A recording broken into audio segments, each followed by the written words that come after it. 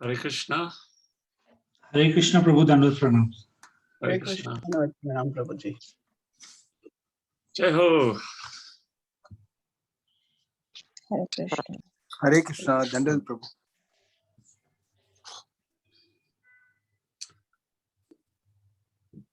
So, Hare Krishna. Om Jnanatimirandasya Jnananjana Shalakaya Chakshuranmilitam Yena Tasmai Shri Gurave Namaha Shri Chaitanya Manobishtam Stapitam Yena Putale Swayam Rupa Katamayam Tatati Swapatantikam Vandeham Shri Guru Shri Yuta Padakamalam Shri Gurun Vaishnavamscha Shri Rupam Sadrajatam Sahaguna Raghunatam Vitam Tam Sajivam Sadvaitam Sarvahutam Parijana Sahitam Krishna Chaitanya Devam Shri Radha Krishna Padam Sahagana Lalita Shri Vishaka Vikamscha E Krishna Karuna Sindhu Dinabandhu Jagatpate Gopesha Gopika Kanta Radhakanta Namostute Tapta Kanchana Gourangi Radhe Vrindavaneshwari Vrishabhanu Sute Devi Pranamami Hari Priye Vanchakalpa Tarubhyascha Kripa Sindhubhye Vachapatikam Bhavanibhyo Vaishnavibhyo Namo Namaha Jaya Shri Krishna Chaitanya Prabhu Nityananda Shri Advaita Gadadhar Shivasari Gaura Bhakta Vrinda Hare Krishna, Krishna Krishna, Hare Hare, Hare Rama, Hare Rama, Rama Rama, Hare Hare.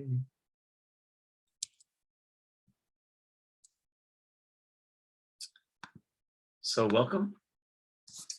I was just hearing Prabhupada said that he asked, how do you worship Srila Rupa Goswami?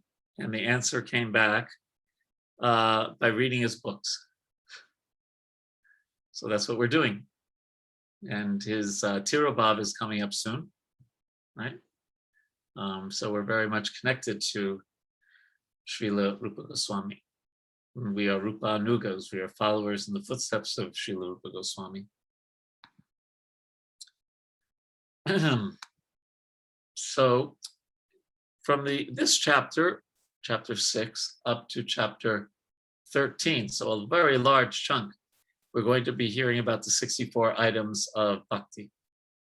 And we'll see, because there's always a lot of, sometimes, not always, so sometimes there's a lot of questions, but this might be a short class today because chapter 6 just introduces the subject and lists the 64 items, but the subsequent chapters are other chapters that go into details about them.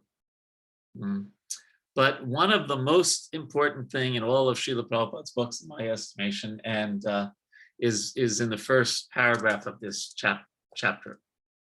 Srila Rupa Goswami states that his brother Sanatana Goswami has compiled Hari Bhakti Vilas for the guidance of the Vaishnavas, and therein has mentioned many rules and regulations to be followed by the Vaishnavas. Some of them are very important and prominent, and Srila Rupa Goswami will now mention these very important items for our benefit.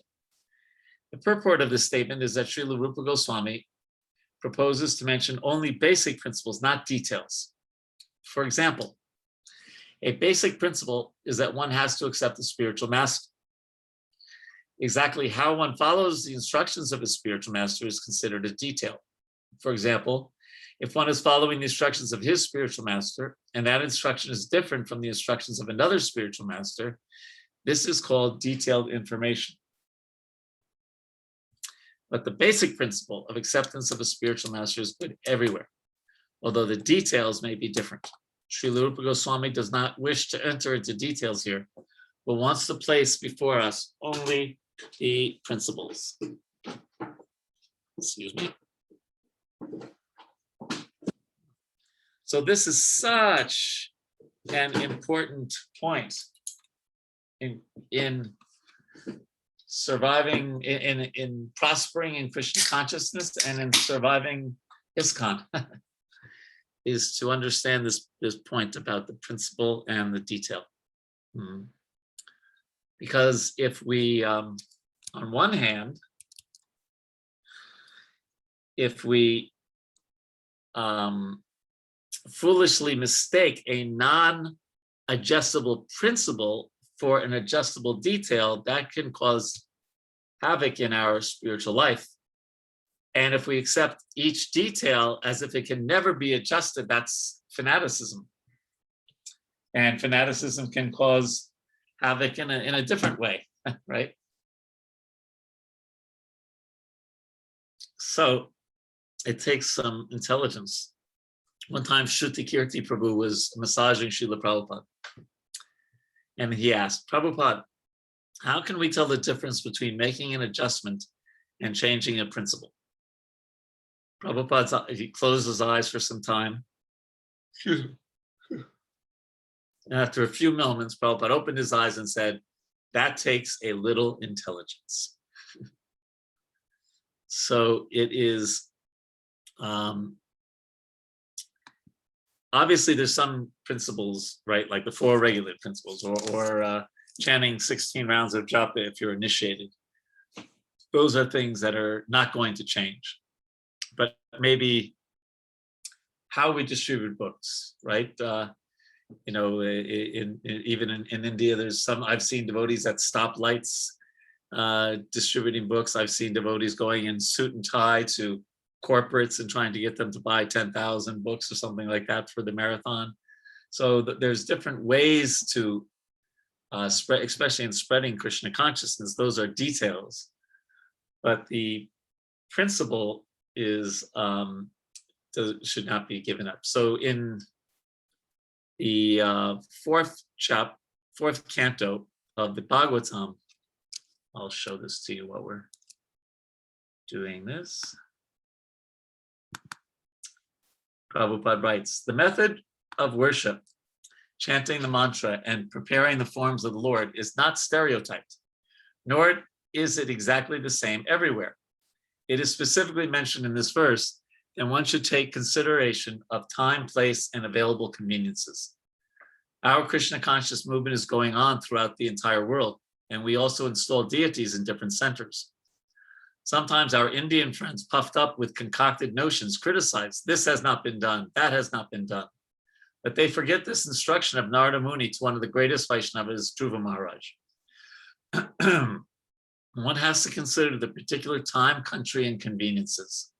What is convenient in India may not be convenient in the Western countries. Those who are not actually in the line of acharyas or personally have no knowledge of how to act in the role of acharya unnecessarily criticize the activities of the ISKCON movement in countries outside of India. The fact is that such critics cannot do anything personally to spread Krishna consciousness.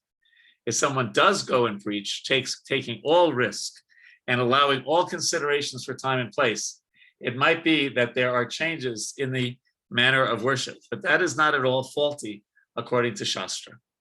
Srila Viraraghava Acharya, an acharya in the disciplic succession of the Ramanuja Sampradaya, has remarked in his commentary that chandalas, or conditioned souls who are born in lower than Sudra families, can also be initiated according to circumstances. The formalities may be slightly changed here and there to make them Vaishnavas. And then just one more quote from the Adi Leela, chapter 7, verse 37. Lord Chaitanya excused them all, and they merged into the ocean of devotional service, for no one can escape the unique loving network of Sri Chaitanya Mahaprabhu. Purport. Sri Chaitanya Mahaprabhu was an ideal acharya. An acharya is an ideal teacher who knows the purport of the revealed scriptures, behaves exactly according to their injunctions, and teaches his students to adopt these principles also. As an ideal acharya, Sri Chaitanya Mahaprabhu devised ways to capture all kinds of atheists and materialists. Every acharya has a specific means of propagating his spiritual movement with the aim of bringing men to Krishna consciousness. Therefore, the method of one acharya may be different from that of another, but the ultimate goal is never neglected. Srila Rupa Goswami recommends tasmat kenap upayena Mana Krishna Niveshayat. Sarve Viti Nishedhasur Eteyor Eva Kinkaram. An acharya should devise a means by which people may somehow or other come to Krishna consciousness. First, they should become Krishna conscious, and all the prescribed rules and regulations may later gradually be introduced. In our Krishna conscious movement, we followed this policy of Lord Chaitanya Mahaprabhu. For example, since boys and girls in the Western countries freely intermingle, special concessions regarding their custom and habits are necessary to bring them to Krishna consciousness. Acharyas must devise a means to bring them to devotional service. Therefore, although I am a sannyasi, I sometimes take part in getting boys and girls married. Although in the history of sannyas, no sannyasi has personally taken part in marrying his disciples.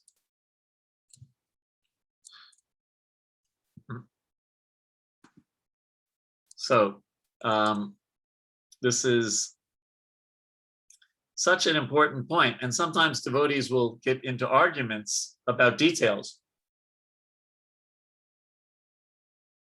Or rather, well, that's one thing. Or rather, some people will say, no, this is a principle. You know, because it's a detail. So it's such an important concept for the spreading of Krishna consciousness, because the world goes through so many different changes.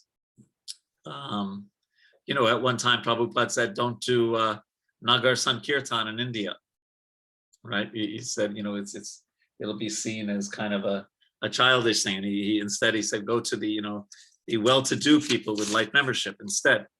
And we've adjusted that now somewhat over the years, because, the world changes. I know for a fact, the India that I lived in the 80s is very different in 2021. I used to, different funny things, but all of my computers and this, that I used to have to bring every year from America to India, because you either couldn't get it in India in the 80s or it was 3 times as expensive, right? Now everything's available. Maybe a little more expensive still, but everything's available. So times have changed. And so the way we spread Krishna consciousness may be adjusted, but spreading Krishna consciousness cannot be adjusted, right? Or that kirtan is the yuga dharma, or the holy name, right? So there's things that are non-changeable. A lot of those what we'll be reading in this next few weeks, but then there's things that can be adjusted. So it takes some intelligence, and if we're not sure, it's good to consult with other devotees like that. But we can use creativity to spread Krishna consciousness. We can. We have devotees here in America, Kaustuba Prabhu and Raghunath Prabhu, who have a podcast called Wisdom of the Sages.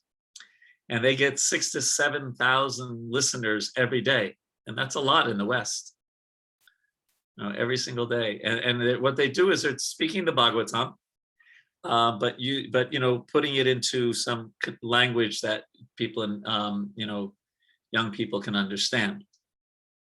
But they're making so many devotees in that way. So, we didn't have the kind of youth preaching that goes on now in India when I lived in the beginning in India. So, there's so many different creative things, the Gita competition that you see, and, so many things, even the Anamrita, or I guess you guys have the Akshaya Patra there in Bangalore, where you are. But anyway, but, we can use creative things in Krishna service, but it's sometimes good to check with devotees before we do that to make sure we're dovetailing properly.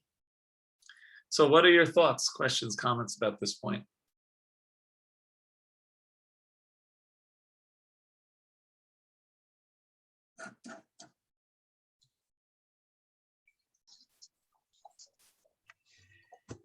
Hare Krishna Prabhu, first a question.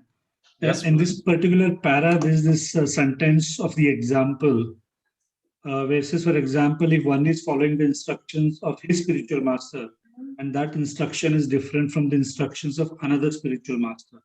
So is this, we're talking about Diksha Guru and Shiksha Guru, or our current Acharya versus the previous Acharyas? Both, Okay. right?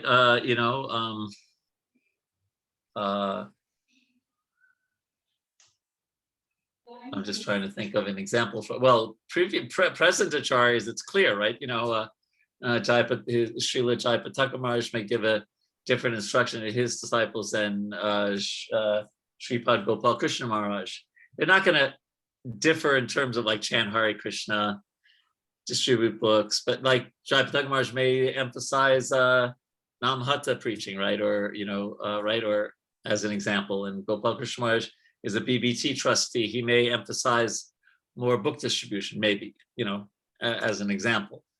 But so they're different in details, but the principle certainly is the same of spreading Krishna consciousness.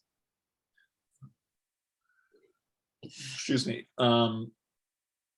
Even Srila Bhaktivinoda Thakur and Srila Bhakti Siddhanta Saraswati Thakur, though father and son, had some different approaches to spreading Krishna. Even Jiva Goswami, who emphasized Swakiya Rasa more than Parakiya Rasa. According to the time, the place, and the circumstance, people would criticize sometimes the Gaudiya Vaishnavas because of misunderstanding Radha and Krishna. So sometimes he would emphasize Swakiya, that they were married, not that it was Parakiya. So yes, but the principles don't change. Is that all right? So it could be so it could be two different Diksha Gurus, could be one Shiksha Guru, one different, The thing that we should be careful about is if we have, we have one Diksha Guru, we may have, let's say, three Shiksha Gurus, and we want to do something and we keep shopping around until we find the Guru that will give us the instruction we want to hear. I remember somebody once wanted, this is years ago, they wanted to eat chocolate. So they said, oh, Prabhu, can I borrow a picture of your Guru? Because I think he's allowed to, my Guru doesn't eat chocolate. I can't offer this to him. So does that make sense? Yeah, yes, Prabhu, yes. Yeah, but no Guru in ISKCON is going to say, no, it's okay if you eat a little meat every now and then. They're not going to, the principles are not going to change. Sure, Prabhu. Other questions, comments?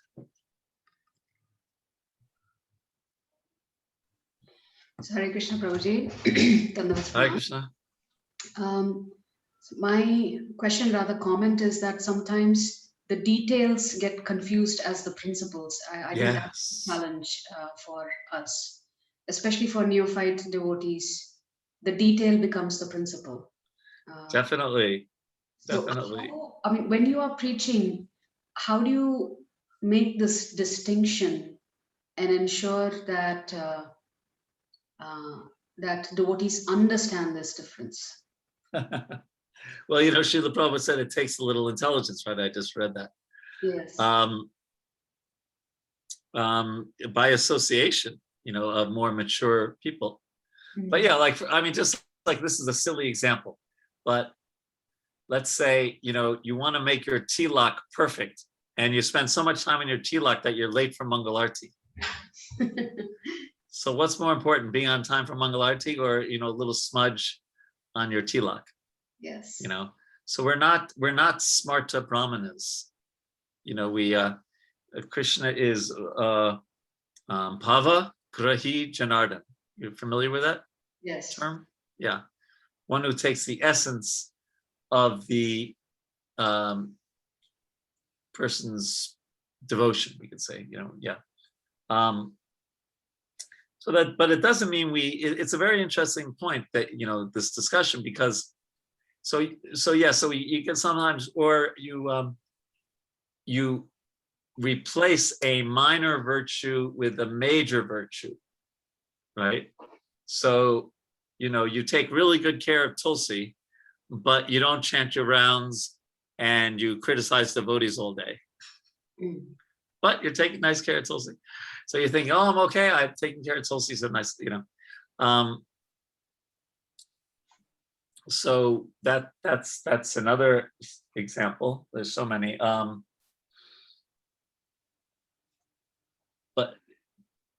But yes, we can get really focused on a detail and not see the what they say, you can't see the forest from the trees. Yeah. And I remember the other point is, though, the details are also a way to show our devotion, right? So taking the time to apply tilak nicely, let's say, you don't need to wear tilak all the time to go back to Godhead. You need to have pure devotion. But at the same time, it's showing Krishna that, yes, I'm really understanding this body is the temple of the Lord, and I'm not just mindlessly chanting the mantras, I Om Keshavaya Namaha, Om Narayana Namaha, Om Madhavaya Namaha, and we're doing it, with devotion. So the details can also be a way to express our devotion. I grew up in the Jewish faith, and they really get into the details. And they think that that's the way you show your devotion, by getting into the details. We want to look at the big picture, love for Krishna, devotion. But these details that we're going to be discussing are ways to express that. And for me, the details are a little hard for me sometimes. After living in India for 21 years, they weren't such a problem. But for when I was a brahmachari, I was on traveling Sankirtan all the time. So we did Sankirtan in shirt pants. So I rarely wore a dhoti and kurta because we were just living out of our van. And we even big holidays like Janmashtami, sometimes we would just stay out on Sankirtan and wouldn't even come back to the temple for Janmashtami. So so the details were not a big part of my life for the first 12 years that I was a devotee. We weren't putting on tilak because we were going out on Sankirtan all the time, and we weren't wearing tilak when we went out on book distribution. So yeah, it was mainly just the Bhagavatam, chanting our rounds, taking prasadam, like that. So, but you're right. So your point is very well taken. If you get so into and so proud, I'm doing this detail so well, and devotion to Krishna, well, what's that? We forget. We forget. So you've heard me quote this verse. Smartavya satatam Vishnu vismartavya najatuchit sarva vidhi nishedha shur etayor eva kinkara. To always remember Krishna and never forget him, that's the main practice of bhakti. And all the vidhis and nishedas, all the details are kinkaras, they're servants of that principle.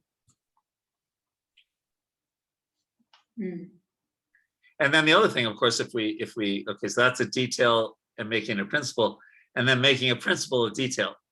Well, Prabhupada, he changed his mind. First it was 64, then it was 32, then it was 16. So he probably would have said 8 right now, or maybe 4 rounds, right? So that kind of rationalizing we have to be careful about. Is that all right, Mataji? Yes. Thank you. Other questions, comments?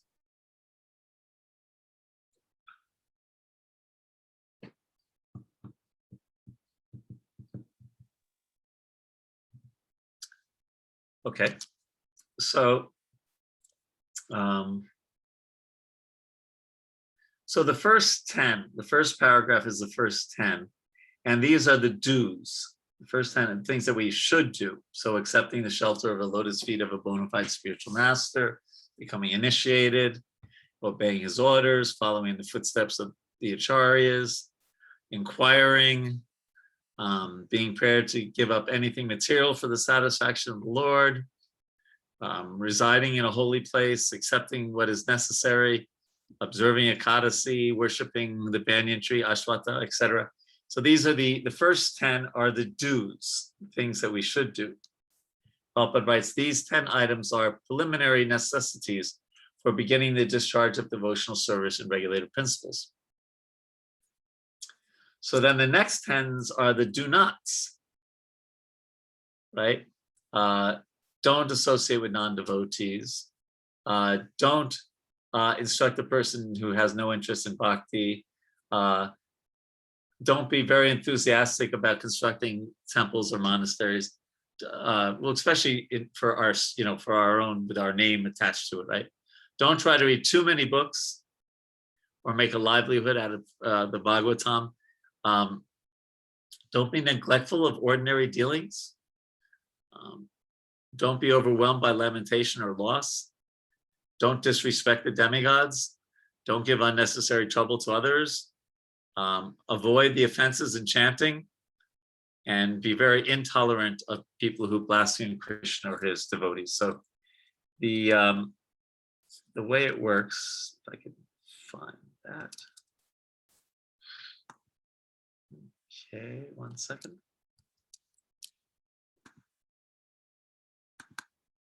Here it is. So the first 20 primary importance. First 10 are activities to accept, pravritti. And the next 10, which you just read, activities to avoid. And then 21 to 59 are the different items of sadhana bhakti. And then the last 5 are the 5 most potent items of devotional service. And they're mentioned within the 21 to 59, and then they're repeated again because they're that important. Okay, so that's how these next chapters are going to unfold.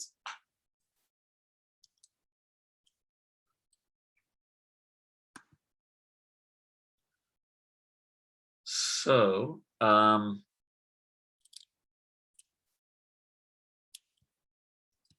so then that's the next 10, and so that's 20 so far. And then there's the many, which I don't think we'll go through because we're going to go through all of them in the next chapters. But the second to last paragraph of this chapter, now the total regulated principles come to an aggregate of 64.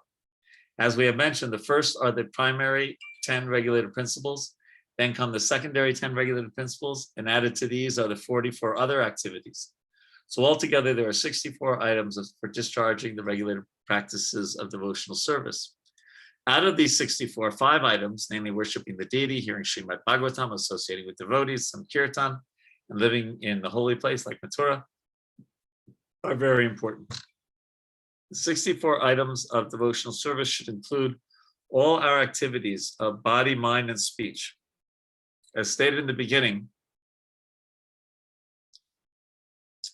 the regulated principle of devotional service enjoins that all of our senses must be employed in the service of the Lord. Exactly how they can be thus employed is described in the above 64 items. Now, Srila Rupa Goswami will give evidence from different scriptures supporting the authenticity of many of these points. So it's a pretty simple chapter, but that very, very important point made in the beginning about the difference between principles and details. That should be, we should try to understand that as far as our intelligence will allow us to.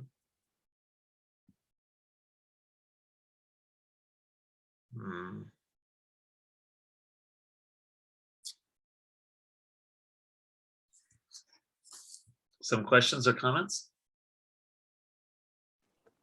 Hare Krishna, Prabhu. Yes, Prabhu. In the to-do list, Prabhu, point number 6, Prabhu, being prepared to give up anything material for the satisfaction of Lord Krishna. Here, Prabhu, can you kindly amplify what is meant by give up all the material things? For example, Prabhu, one may be very much attached to his son, very much attached to his daughter, or very much attached to money, or wealth, anything. Even attachment to the wife or son or daughter, there is also material, Prabhu, or only we are talking of some things like money, wealth, or fame, kind of. What is, can you kindly amplify that point, Prabhu? What is attachment, material things, attachment? The main thing is giving up the desire to enjoy the world separately from Krishna, and rather to do everything for Krishna's pleasure. That's the point. And so when one is like that, then one will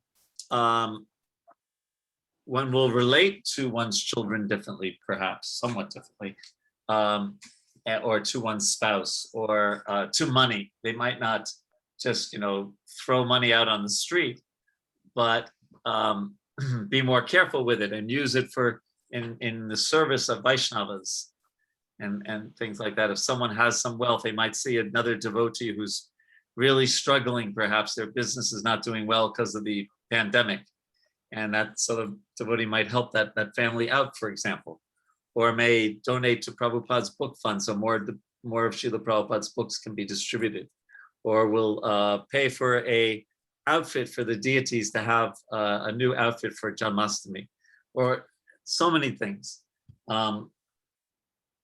So they'll just see, it doesn't mean anything it doesn't have to mean anything specifically, you can't do this, you can't do that, but it means putting Krishna in the center of our life. And when we do that, then everything else kind of falls into place. Okay. Yeah, like that. So one may have a son and daughter, and they may say, boy, I wonder what I can do to help them come closer to Krishna. Like that. And so, connect everything with Krishna, Nirbandha Krishna Sambandhe. You see the relationship with Krishna. I was looking it up because every one of these items is discussed in more detail in the subsequent verses, but here there's not much. It says under this one in the next chapter, in the Padma Purana, it is stated, quote, for one who has given up his material sense enjoyment and has accepted the principles of devotional service, the opulence of Vishnu Loka, the kingdom of God, is awaiting. So that's all it says about giving up everything. It says giving up the desire to enjoy the senses separately from Krishna, but rather to use our senses in Krishna's service. Okay, Prabhu. Yes, Prabhuji. Yes, Prabhuji. Prabhu, the second thing, why avoid constructing, costly temples? Why we say that, Prabhu? Okay, so so all of this will be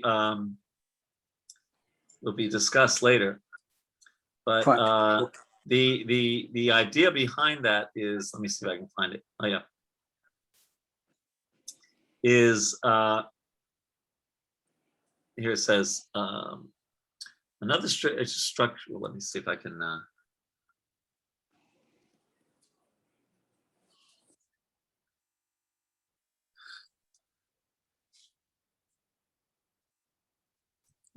We'll get into details about this later, but the idea being that that if you're doing that for your Ram Krishna, he's so nice, he built such a big temple for Krishna, and you're doing it for your own name and fame instead of for Krishna's pleasure. So that's the basic idea. And I mean, we're going to get into details about this in the next week, but let's see, here's the section. Let me see if I can find it. Here. Similarly, a bona fide spiritual master has no business reading many books simply to show his proficiency or to get popularity in lecturing in different places. See that? So in other words, there's nothing wrong with becoming very learned, but if your desire is to do that so people think, oh, you're such a great soul, you can give so many good classes, that's to be avoided. It is also stated that a sannyasi, so not you and me, but a sannyasi should not be enthusiastic about constructing temples.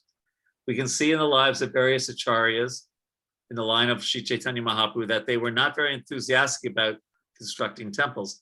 However, if somebody comes forward to offer some service, the same reluctant acharya will encourage the building of costly temples by such servitors. For example, Rupa Goswami was offered a favor by Maharaj Man Singh, the commander-in-chief of Emperor Akbar, and Rupa Goswami instructed him to construct a large temple for Govindaji, which cost vast amounts of money. So a bona fide spiritual master should not personally take any responsibilities for constructing temples, but if someone has money and wants to spend it in the service of Krishna, an acharya like Rupa Goswami may utilize the devotees' money to construct a nice, costly temple for the service of the Lord. And this is the point, because Prabhupada did have us construct big temples. So you say, wait a second. But here's the main point. If such money from constructing a temple is utilized by an unqualified spiritual masters for living comfortably in costly temples without actually doing any preaching work, that is not acceptable. Okay. Mm-hmm. So Prabhupada did encourage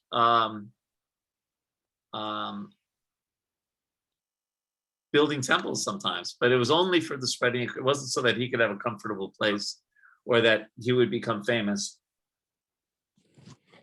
but in order to help people become Krishna conscious. Is that all right? Okay, thank you. No, I'm very happy you're reading it very carefully, because these are, if one reads that, they would say, oh yeah, well, could you explain this? Because it's not so clear. In the chat, Sumitra Gopal Prabhu, wherever living in a holy place is mentioned in Srimad Prabhupada's books, either Mathura or Vrindavan is mentioned, but Mayapur is not mentioned. How to understand that? Well, it depends on what book you read. The Mayapur became only, really well known only 500 years ago, right? And Rupa Goswami was primarily a Brijvasi. So, but we know from other literature that Mathura and that Vrindavan and Mayapur are non-different. In some ways, obviously, some Mayapur is more merciful than Vrindavan, but that's, that we're reading books, like in the Bhagavatam, you're not going to find a reference really, maybe, I don't know, I don't think any reference to Mayapur, because it was written well before Chaitanya Mahaprabhu's appearance. So that's, you could say, why not Puri? Why not Ahovalam? But Vrindavan and Mathura are the, were the focus of the 6 Goswamis. Is that all right, Sumitra Gopal? Vinita Prajapat, I'm assuming Mataji. Yes. Hare Krishna, Prabhuji, Dandavat Pranam. So, am I audible? Yes, ready. Yeah, Prabhuji, I have one question regarding this point. One should not try to read too many books, and after that it is earning his livelihood by lecturing on or professionally reciting Srimad Bhagavatam or Bhagavad Gita. Right. But like these days we say there are many paid courses and all happening everywhere. And so what is your so many programs which we see, like they are paid these days, right? And well, even, go ahead. So even like it is like our sannyasis and all, they are also like devotees. These days schools are coming up, online schools and all, from the devotee side to teach Bhagavad Gita, Bhagavatam. And so what is your opinion about this? Can you please explain? Well, yeah, thank you. But and I'm a good person to answer this, because I was a director of the Vrindavan Institute for Higher Education for many years. So yes, and we charged we charged money, but we also had a principle that if someone couldn't pay or couldn't pay that much, we would adjust, and we never charged widows or sannyasis. that was our, especially widows, because they have less money than anyone, pretty much, usually. So, so having said that, at least in these instances of the VIHs, no one was becoming rich. The money went back into the project, and sometimes for maintaining devotees. But you see, we never like paid a teacher, like, okay, you come here and we will pay you this much. We maintained them when they were in Vrindavan, and if they had some expense, some health issue or something, we would cover that. But the idea was the principle was that they were not coming to Vrindavan to teach, let's say, nectar of devotion, or in this course, I'm not getting any money for this. They're not, their intention is not to teach so that they can maintain themselves. Their intention is to give Krishna consciousness to other people. If they have some, some specific need, maybe in, I don't know, maybe in COVID-19, they need an air purifier, for example, or something. But they're not, oh, I'm going to go teach so that I can get an air purifier. That's not the idea. So it's, that's the point is, if the motivation, it's very similar to my answer to Ramakrishna Prabhu's question. It's a question of motivation. And if the motivation is, I'm doing this to maintain myself, then that is, that's what's being warned against here. But if the byproduct of preaching, which is, it's mentioned in the Madhurya Kadamini, that when one preaches, money will come and wealth will come and opulence will come sometimes. And we have to be on guard for that. I remember one time I was in Delhi, and the disciples of His Holiness Gopal Krishna Maharaj, they wanted to buy him a new car. So they bought him a BMW, very expensive car. He would not even sit in it. He said, "Sell it immediately. What is this nonsense? Sell it and give the money to the book fund." So he, not that I would criticize another spiritual master if they're driving a fancy car. They might, be, you don't know the background, right? But specifically, they bought this for his use instead of just, let's say it was, Achuta's car and he picks Maharaj up in it. That's different than, and so he was just being very, very careful as a sannyasi. And I remember that very distinctly because I was there. So that's the principle behind this. It's just like, why read too many books? The point is, there's nothing wrong with becoming super learned. But if we do that just so we can impress other people, that again is the wrong motivation. So we should preach Krishna consciousness. We may need some material things if we don't have any outside employment and we're married, so we may need some kind of maintenance for doing our service. That's all right. I know a number of temples in India and the West that they maintain the devotees with some kind of allowance. But if the person's thinking the only reason I'm a devotee is to get my allowance, that's not pure devotional service. So we want to be careful about that, and people who run, any of those institutes or things that you were talking about charging money, they have to be careful, because if they have some tinge of the other desires, then that'll stunt. It's their loss that'll stunt their bhakti.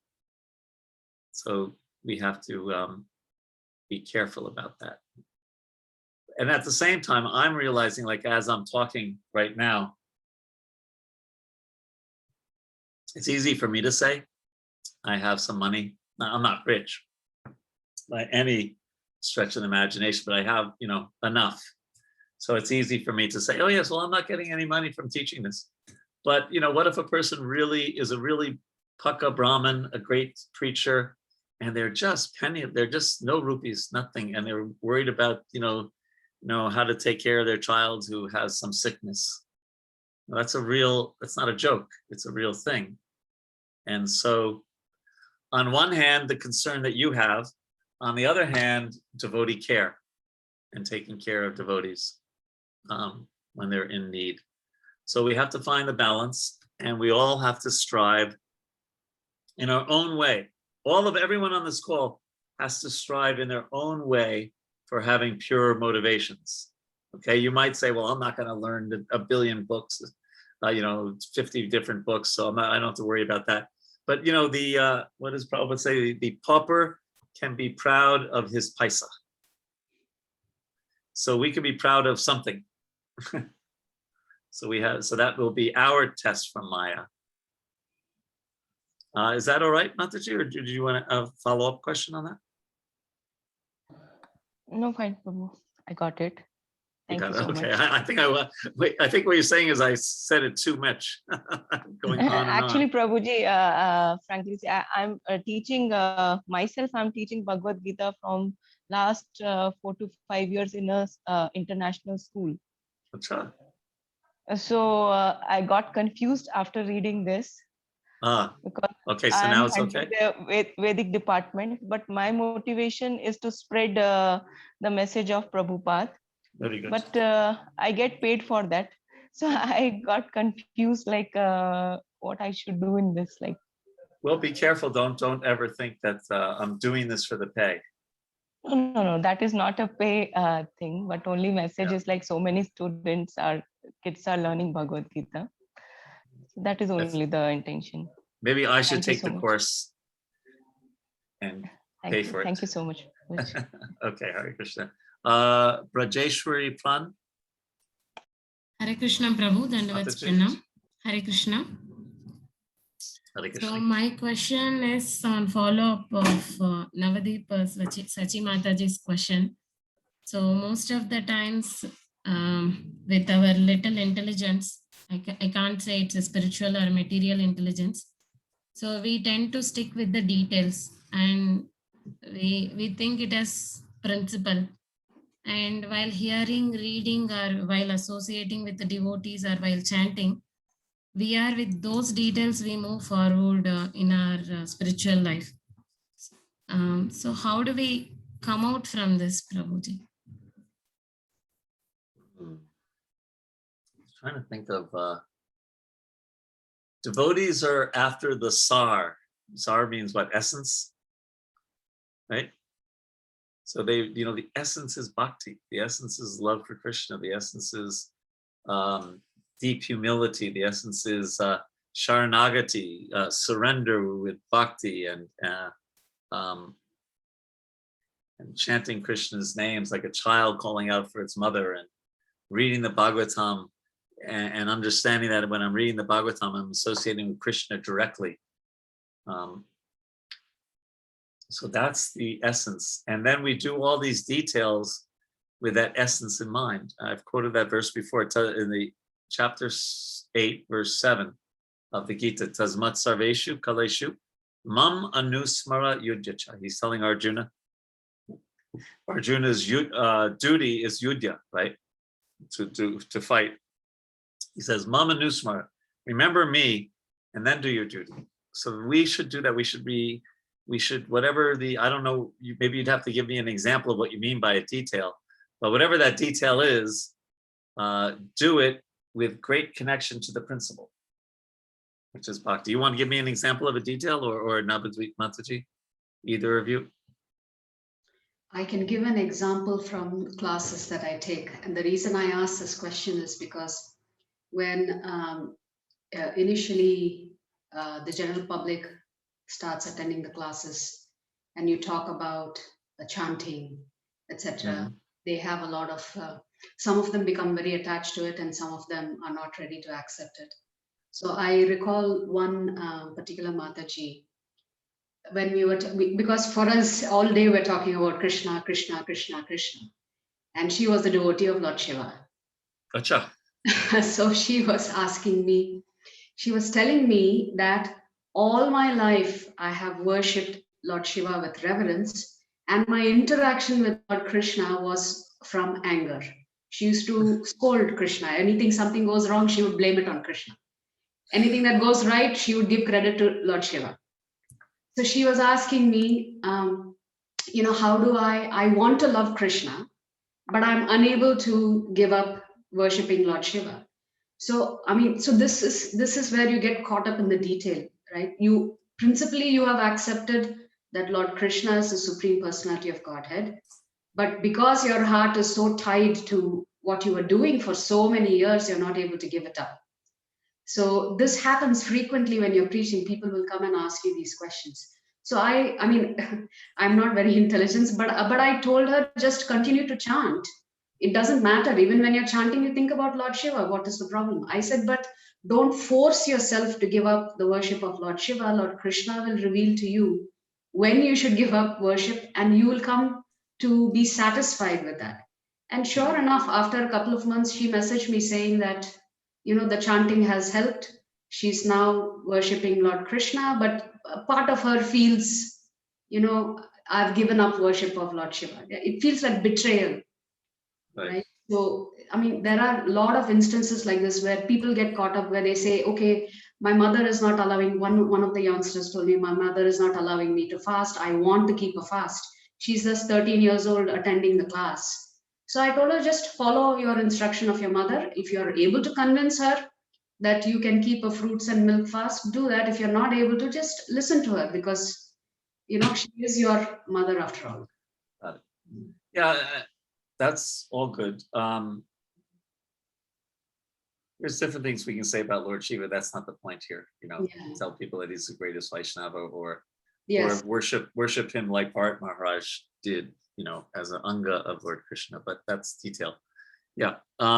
Okay. Is that and Rajeshri Pan Mataji, those are the kind of details you were thinking of? I was thinking of something some Matajis or some devotees expresses while hearing. We filter the things like the story time. If the lecture has some stories, funny, we hear attentively. But if it has some philosophical aspect, we won't be able to understand, and I'm just not hearing. Are you falling asleep in this class? Because this is philosophical. Yeah, no problem. Yes. Oh, you're falling asleep. Very good. No, it's, at least this class I'm not sleeping, but it happens. Right. Yeah. Okay, well, that's a little different than what we're talking. Both of your point and Navadip Mataji is a little different than we'll get into this next week because we'll get into some of the details.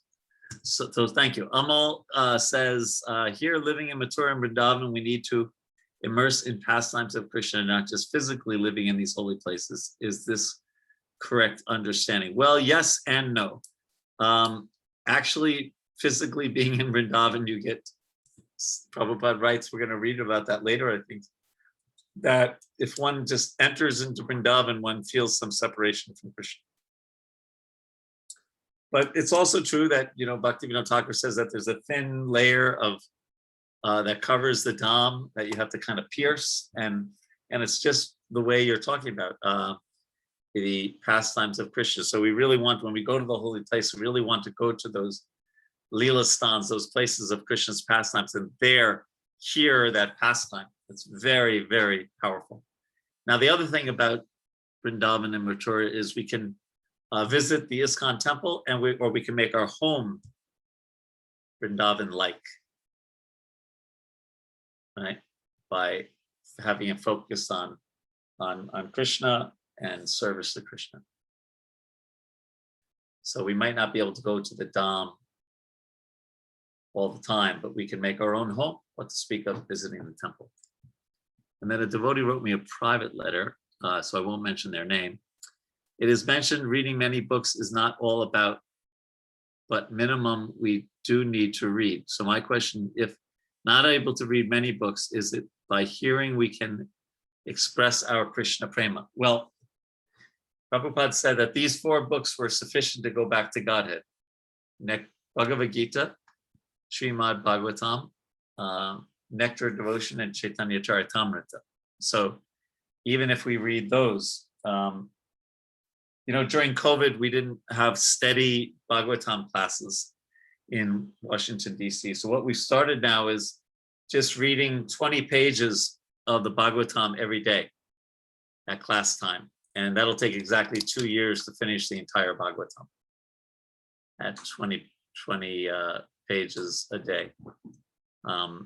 So we should, Prabhupada went to such incredible austerities to write these books, getting up at midnight, 12:30, 1 o'clock, and then writing straight through to 4 o'clock every day, even with jet lag, whatever. So we should reciprocate with Prabhupada's austerity of doing that by doing a much lower austerity of reading them. And you can do it in groups. Sometimes that's more motivating. If you, especially everyone here has WhatsApp. So you find 3 or 4 other devotees and you read together and maybe share your realizations. And that's kind of what we're doing. We could have covered 3 chapters today, but we're reading 1 chapter at a time, talking about it, taking questions like that, because it's a short chapter in one sense.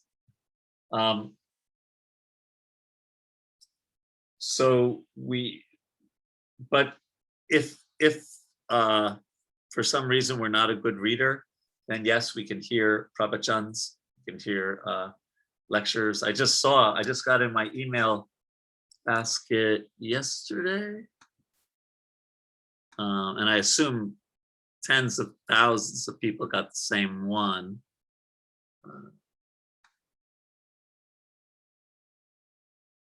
I can't find it right away, but it was, oh, here it is. Jayapataka Swami, Lord Chaitanya, Leela Nectar Drops. And then it's an attached file about Lord Chaitanya's pastimes. So we can hear lectures, Srila Prabhupada's, so many of the other devotees in ISKCON. Yeah, bhakti begins by hearing. So if we're not a good reader, or maybe we're illiterate or whatever, we can still make advance. We can still hear about Krishna. I hope that answers your question. There's 2 more. Okay, yes, Srimad Bhagavatam, Bhagavad Gita, CC, and Nectar of Devotion. Prabhupada said that the only solace he had when he had his heart attack on the Jaladuta was reading the nectarine pastimes of Lord Chaitanya in the Chaitanya Charitamrita. Okay, any other questions or comments?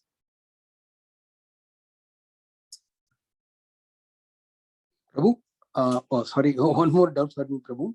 Yes, Prabhu. In the list of do's and don'ts, totally 20 points. Of these 20, the first 3, namely accepting the shelter. It's all about the guru, yeah. And then taking initiation, and then with the reverence serving him. These are all the 3 important points it is mentioned. But altogether, when we talk of the 64 points altogether, none of these 3 points appear, but other 5 points appear, like worshipping the deity, hearing Bhagavatam, association with the devotee, Sankirtana, and living in Mathura. Is there any significance? Well, associating with devotees includes the spiritual master. Oh, right. But by him mentioning these right in the very beginning, obviously they're very important. Shri Guru Padashraya is the first one to take shelter, yes. But yeah, associating with devotees, the spiritual master is also devoted. One time, I can't remember the exact, maybe someone remembers the exact pastime, but they were at some kind of program, and one of the devotees say, okay, all the devotees stand over there, and Prabhupada just walked over there. They said, no, but not you. And he just said, you're, all the devotees, I'm a devotee. So, yeah. Okay. Thanks, bro. And hearing Srimad Bhagavatam in our case is we're hearing from the founder Acharya Guru, right? because we're reading Prabhupada's purports. Yeah. Okay. Anything else? Well, then in that case, I think we'll give you back a half hour of your japa period. And next week, we will enter into now, the next many weeks, the details of these 64 items of bhakti. Okay, oh, we can go over the homework. This one's very easy this week. Let's see, I have it here, I think. This is the worksheets, what do we call it? The workbook? Worksheets, I got it right, yeah. So the essence in all regular rules and regulations are servants of remembering Krishna, never forgetting him. Pravritti activities are to be accepted. Dues, the first 10. And then nivritti activities are to be rejected, the do nots, the next 10. And then the one that's missing is just what we were talking about, association with devotees. And that's it for that chapter, I think. Oh, wait, there might be something in the beginning. Oh. Many rules, principles are, does anyone know, is there a direct quote? Principles are? Is it basic and detailed, Prabhu? Okay, yeah, that's fine. Yep. Very good. Thank you. So, very good. This is a good chapter. It kind of gets us ready for the next 4 chapters. 7, 8, 9, 10, 11, 12, 13, next 7 chapters. So, very good. We will talk next week. And I hope you have a very pleasant day today in Krishna consciousness. Hare Krishna. Hare Krishna. Hare Krishna. Jai. Hare Krishna. Hare Bol. Krishna, thank you. Hare Krishna. Thank you, Prabhu. Krishna.